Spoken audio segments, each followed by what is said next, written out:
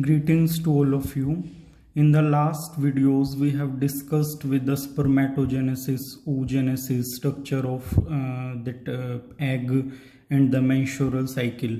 Today we will be discussing about the fertilization. So if we talk about the definition of fertilization, it is simply fusion of male with female gamete. So fusion of male and female gamete is known as fertilization, but it is not that quite simple. इतना भी simple नहीं है कि simply fusion हो गया है male and female gamete का और फर्टिलाइजेशन कंप्लीट हो जाता है. तो सिंपली डेफिनेशन के लिए सही है कि फ्यूजन हो जाता है मेल फीमेल गैमेट का, but before that fusion there are lots of changes in the structure of egg and the sperm and after that so we will be discussing about the steps of fertilization. दिखने में बड़ी simple है, बोलने में बड़ी simple है ये process, but actual में कैसे होती है वो हम इसको डिटेल में स्टडी करेंगे. सो डेफिनेशन वही रहेगा इसका, simply the fusion of male gamete with female gamete to form a diploid zygote is known as fertilization. So let's discuss the different step of fertilization. So first step is approach of sperm.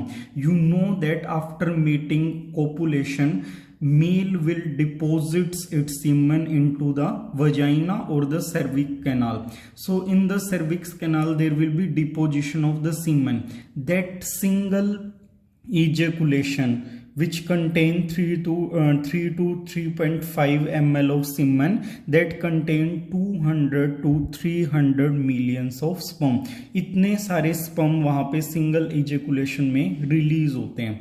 सो इसके पीछे क्या reason है कि इतने ज्यादा amount में number में sperm release होते हैं? तो इसका रीजन यही है कि जब स्पर्म वजाइना से या सर्विक्स कैनाल से फेलोपियन ट्यूब तक जाएगा तो उसे बहुत सारे बैरियर्स को फेस करना पड़ेगा and most of the sperm will fail to cross that barrier. So that is why we need more number of sperm to get the fertilisation. उसको पूरा करने के लिए इनको ज्यादा अमाउंट में जरूरत होती है. So what will be the that events which will help sperm to reach the egg? First is lashing movement of sperm with the tail. जब स्पर्म मूव करेंगे तो वो आपको पता है कि sperm are motile. So motile, they are motile with the help of tail, so that there will be lashing movement of the sperm and the energy will be provided by the middle piece mitochondria. Sperm के middle piece में mitochondria present है that will provide the energy for the movement of those sperms. Prostaglandins cause contraction in the female reproductive system. Prostaglandin semen के अंदर present होते हैं. That chemical will induce the contraction in the reproductive system of female. Female का reproductive system क्या करेगा? वो contract होना शुरू हो जाएगा. उसके अंदर जो मायोमेट्रियम मस्कुलर वॉल है वो कॉन्ट्रैक्ट करेगी और ये कॉन्ट्रैक्शन क्या होगा? It will be in reverse direction from vagina to the fallopian tube. उल्टी डायरेक्शन में वो कॉन्ट्रैक्ट करेगी तो क्या होगा? नीचे से स्पर्म जो हैं फेलोपियन ट्यूब तक पहुंचने में उनको ये मूवमेंट हेल्प करेगी. Next is barrier to sperm. अब ये जो दो तीन चीजें हैं ये एडअप कर रही हैं स्पर्म की स्पीड में. इसके अलावा कुछ बैरियर्स भी हैं. तो पहला बैरियर क्या है? थिक एंडोमेट्रियम वॉल, जो आपने लास्ट लेक्चर में पढ़ा था. Due to the influence of progesterone the thickness of endometrium wall will increase. तो वो थिकनेस क्या है? इनके अंदर स्पर्म की जो मूवमेंट है उसके अंदर हिंड्रेंस कोज करती है. And second is acidic medium of female reproductive system. तो एंडोमेट्रियम और एसिडिक मीडियम क्या है? These are hindrance to the movement of sperm. But इनके चलते क्या है? इनकी वजह से बहुत सारे स्पर्म फेल हो जाएंगे. बट क्या है? 100 के around sperm, 200 to 300 million sperm में से सिर्फ 100 के अराउंड स्पर्म हैं that will able to reach the fallopian tube after crossing these barrier. तो 100 जो स्पर्म है वो पहुंच जाएंगे फेलोपियन ट्यूब में. अब ये जो प्रोसेस है मतलब स्पर्म के सर्विक कैनाल से फेलोपियन ट्यूब तक पहुंचने के, इस दौरान स्पर्म के अंदर फंक्शनल मैच्योरिटी आती है। Sperm will attain the functional maturity, मतलब उसका जो काम है फर्टिलाइजेशन का वो पूरा करने के लिए वो क्या हो जाता है, मैच्योर हो जाता है। So that process is known as capacitation. जो ये प्रोसेस है मैच्योरिटी अटेन करने की, इसको कैपिस्टेशन बोलते हैं। तो इसके अंदर क्या क्या होगा, first step is removal of steroid and glycoprotein from the acrosome. Acrosome क्या होता है, स्पर्म के आगे जो ये वाला पार्ट होता है, हेड पार्ट से भी आगे, which is having a lots of enzyme. तो इसके ऊपर कुछ क्या होते हैं, स्टेरॉइड और ग्लाइकोप्रोटीन्स होते हैं। उन ग्लाइकोप्रोटीन और स्टेरॉइड का रिमूवल हो जाता है एक्रोसोम से, क्योंकि एक्रोसोम के जो अंदर एंजाइम है उनको हमें बाहर लेके आना है ताकि वो विटेलाइन मेम्ब्रेन को या उससे पहले वाली जो मेम्ब्रेन्स है उनको डिसोल्व कर सकें। तो उनको डिसोल्व कब करेंगे, जब इसकी प्लाज्मा मेम्ब्रेन वीक होगी। तो प्लाज्मा मेम्ब्रेन को वीक करने के लिए कैपिस्टेशन होता है। Influx of calcium ion in sperm, sperm के अंदर कैल्शियम आयन आ जाएंगे जिससे परमिएबिलिटी जो मेम्ब्रेन है वो आपकी वीक हो जाती है। तो इसको हम कैपिस्टेशन बोलते हैं, to attain the functional maturity. Next step is fertilising anti fertilizin reaction. ये कोई इवेंट नहीं है, कोई स्टेप नहीं है, ये सिंपली एक रिएक्शन है। This is for the species specification. जैसे हमने पोलन ट्यूब में पढ़ा था कि एंटर करने से पहले सेम स्पीसीज का स्पर्म है या नहीं है, ये चीज चेक की जाती है। तो यहाँ पे जो केमिकल्स इसको चेक करते हैं वो फर्टिलाइजिन एंड एंटी फर्टिलाइजिन होता है। Fertilizin will be secreted by the ovum, egg release करेगा फर्टिलाइजिन, और anti fertilizin will be secreted by the sperm. अब क्या है, only 10 to 15 sperm will able to come near the egg. Fallopian tube तक 100 आ गए हैं। अब आगे फेलोपियन ट्यूब के अंदर जो एग है, एग के पास 10 से 15 स्पर्म ही पहुंच पाते हैं, और वही आपके fertilising anti fertilisation reaction carry out करते हैं। Fertilizing anti-fertilization reaction is necessary to maintain the uniqueness of species। जब सेम स्पीसीज के एग और स्पर्म फ्यूज करेंगे तभी यूनिकनेस जो है स्पीसीज की वो बनी रहेगी, इसीलिए fertilising anti fertilisation reaction is necessary. Third step of fertilisation is release of sperm lysin और lytic enzyme. So all of you know that acrosome of the sperm have a lots of lytic enzyme. Lytic जो किसी चीज को dissolve करते हैं। सो acrosome के अंदर basically 3 enzyme होते हैं। First is corona digesting enzyme. Corona radiata जो आउटर मोस्ट लेयर है एग की, उसको डिसोल्व डाइजेस्ट करने का जो काम है वो कोरोना डाइजेस्टिंग एंजाइम करेगा। सेकंड इज हाइरुलोडिनीडेज, ये सेकंड एंजाइम है। अब जैसे कोरोना रेडिएटा है, बाहरी मेम्ब्रेन है, इसके बीच में क्या होता है, हाइल्यूरिन एसिड प्रेजेंट होती है जो एक ग्लू का काम करती है। तो उस ग्लू को डिसोल्व करने में हमारा हेल्प है जो है वो ये वाला एंजाइम करेगा। And the third is acrosin जो जोना पेलुसिडा को डाइजेस्ट करेगा। तो 3 डिफरेंट तरह के सब्सटेंसेस हैं और उनके लिए अलग अलग एंजाइम्स हैं विच विल मेक परमिएब और hydrolyse a membrane of egg. Egg की मेम्ब्रेन को हाइड्रोलाइज करने का ये काम करेंगे। एक ध्यान देने वाली बात है that sperm will enter from the animal pole always.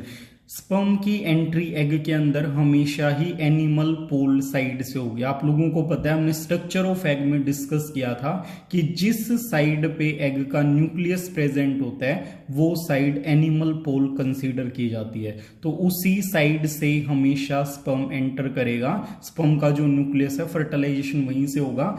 Vegetative पोल से कभी भी फर्टिलाइजेशन नहीं होगा। लाइटिक एंजाइम्स के एक्शन के बाद स्पर्म और एग डायरेक्टली कॉन्टैक्ट में आ जाएंगे। So next step of fertilisation is formation of fertilisation cone. Fertilisation cone वहां पे बन जाता है। So this red colour lining is showing the membrane of egg and this green colour is showing the sperm. तो ये sperm का nucleus है, ये एग का न्यूक्लियस है। सो दिस इज एनिमल पोल। इस साइड से स्पर्म फर्टिलाइजेशन शुरू करेगा। So because of the lytic enzyme sperm will come in the contact with the egg membrane. Sperm की मेम्ब्रेन और एग की मेम्ब्रेन कॉन्टैक्ट में आ जाती हैं। तो जहां से फर्टिलाइजेशन होना है या स्पर्म की एंट्री होनी है, वहां से क्या करेगी, एग मेम्ब्रेन स्लाइटली क्या है, थोड़ी सी अपवर्ड होके इस टाइप की कोन जैसी शेप बना लेती है and this is known as fertilisation cone from where sperm will enter into the in the egg. So fertilisation की ये साइट है एक टाइप से, यहां से स्पर्म एंटर करेगा। So egg membrane produce cone like structure, तो ये इसी के थ्रू एंटर करेगा। This is not egg. I told you in the oogenesis that it is secondary oocyte which is released during the process of ovulation, and when a egg or secondary oocyte will come in the contact with sperm, only then meiosis second will be completed. So it is secondary oocyte which is making the fertilization cone, and the next step is second meiotic division start to form the egg. Egg को बनाने के लिए अभी क्या है, this is oocyte। Egg बनाने के लिए सेकेंडरी जो सेकेंड मियोटिक डिवीजन है वो शुरू हो जाएगी। तो इसके लिए ट्रिगिंग का काम कौन कर रहा है, स्पर्म जब भी कॉन्टैक्ट में आएगा। Division start when sperm touch membrane. Sperm जब एग की मेम्ब्रेन को टच करेगा तभी मियोसिस सेकेंड कंप्लीट होगा। तो secondary oocyte will convert into the polar body. One is polar body which is in small size, which will be degenerated or its function is still unknown, and the second is ooted or egg will form during this process. So after the completion of second meiotic division, there will be cortical reaction in the next step. So where the sperm is coming in contact with the egg, or it will form egg after the sperm will come in the contact with this egg membrane. Plasma membrane moves slightly up. यहाँ से क्या है, this is plasma membrane of the egg, and here in the exoplasm there are some granules and those granules are called cortical granules. इन्हीं को हम cortical granules बोलेंगे। अब sperm की एंट्री करवाने के लिए प्लाज्मा मेम्ब्रेन थोड़ी सी ऊपर उठ जाती है और यहां पे जो खाली स्पेस बच जाएगा ये वाला, this is known as pre vitelline space. Vitelline membrane है तो इसी को प्री वेटेलाइन स्पेस बोलेंगे। तो प्री वेटेलाइन स्पेस बन जाता है टू फॉर्म द फर्टल। अब ये जो मेम्ब्रेन है इसको हम बोलेंगे fertilisation membrane. Fusion of gamete nuclei, this is the next step. अब इनका एक्चुअल में फ्यूजन का टाइम आ गया। हम सिंपली बोल देते हैं fusion of male gamete with female gamete. तो उससे पहले इतने सारे इवेंट्स आप देख चुके हैं। ये हमें क्या है, ये एग या स्पर्म को क्रॉस करने पड़ेंगे तब जाके फर्टिलाइजेशन कंप्लीट होता है। सो यहां क्या होगा, there will be dissolution of the membrane. ये मेम्ब्रेन डिसोल्व कर जाएगी and only the nucleus of the sperm will enter into the egg.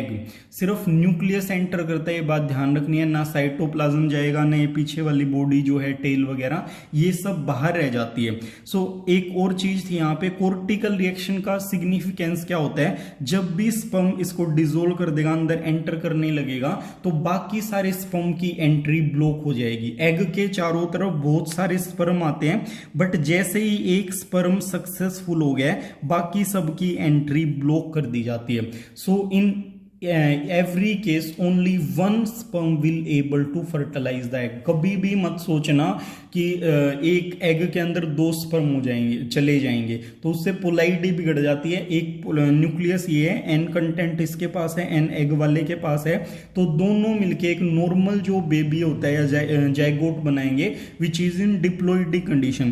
कभी भी दो स्पर्म एंटर नहीं कर सकते because of the cortical reaction, वहां पे स्ट्रक्चरल चेंज आ जाएगा। जैसे ही एक स्पर्म का न्यूक्लियस एंटर कर जाएगा।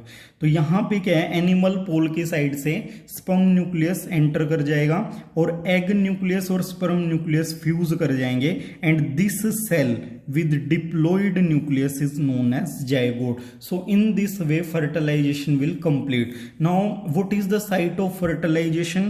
Ampulla of the fallopian tube is the site of fertilization. Ampulla के अंदर ही fertilization होगा and it take place between the 14th to 16th day of menstrual cycle. So we have done with the different steps of the fertilization.